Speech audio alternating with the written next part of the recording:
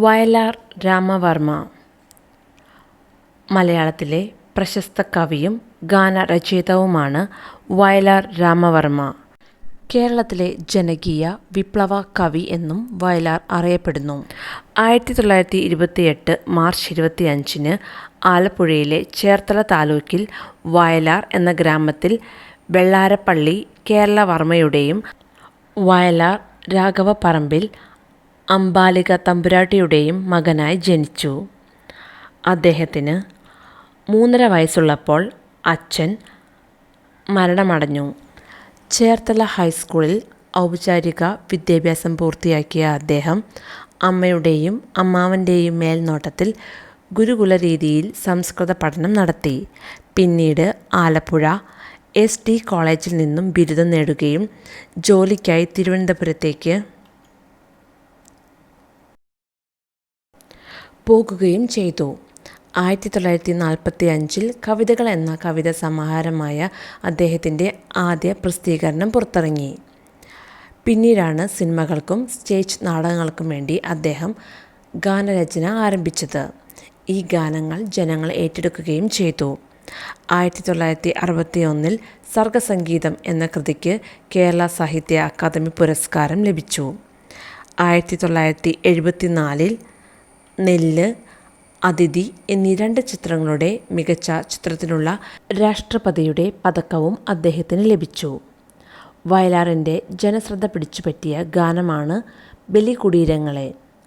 1957 EMS മന്ത്രിസഭയുടെ കാലത്ത് പാളയം രക്തസാക്ഷി മണ്ഡലം ഉദ്ഘാടനം അനുബന്ധിച്ചാണ് ഈ ഗാനം രചിച്ചത്.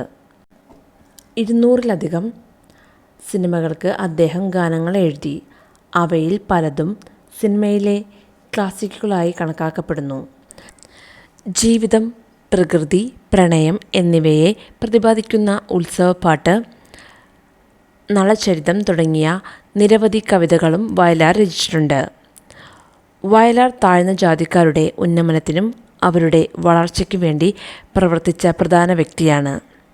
പുരസ്കാരങ്ങൾ: 1967 കേരള സാഹിത്യ അക്കാദമി അവാർഡ് അദ്ദേഹത്തിൻ്റെ സർഗസംഗീതം എന്ന കൃതിക്ക് ലഭിച്ചു.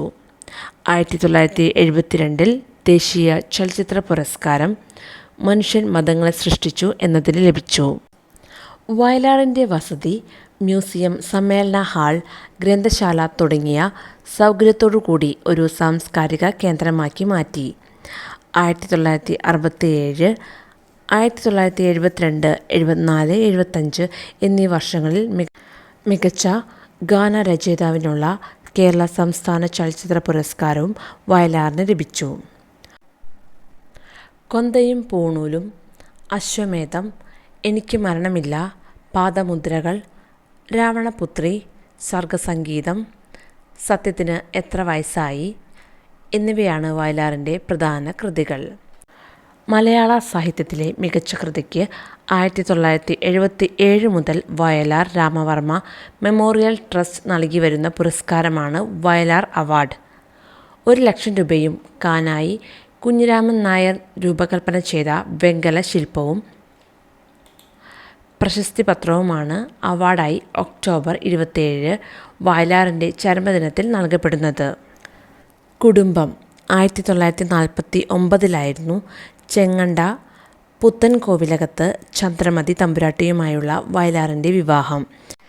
എന്നാൽ ഈ ബന്ധത്തിൽ കുട്ടികൾ ഇല്ലാത്തതിനാൽ അമ്മയുടെ നിർബന്ധപ്രകാരം ചന്ദ്രമതിയുടെ ഇളയ സഹോദരി ഭാരതിയെ വിവാഹം കഴിച്ചു. ഈ ബന്ധത്തിൽ വയലാറിന് ഇന്ദുലേഖ, യമുന, സിന്ധു, വയലാർ ശരത്ചന്ദ്രവർമ്മ എന്നീ 4 മക്കളുമുണ്ട്. മരണം: 1975 ഒക്ടോബർ 27 വയലാർ മരണമടഞ്ഞു. മരിക്കുമ്പോൾ അദ്ദേഹത്തിന് 47 വയസ്സായിരുന്നു. മൃതദേഹം പൂർണ്ണ ബഹുമതിയോടുകൂടി അദ്ദേഹത്തിൻ്റെ ജന്മഗൃഹത്തിൽ സംസ്കരിച്ചു. നന്ദി.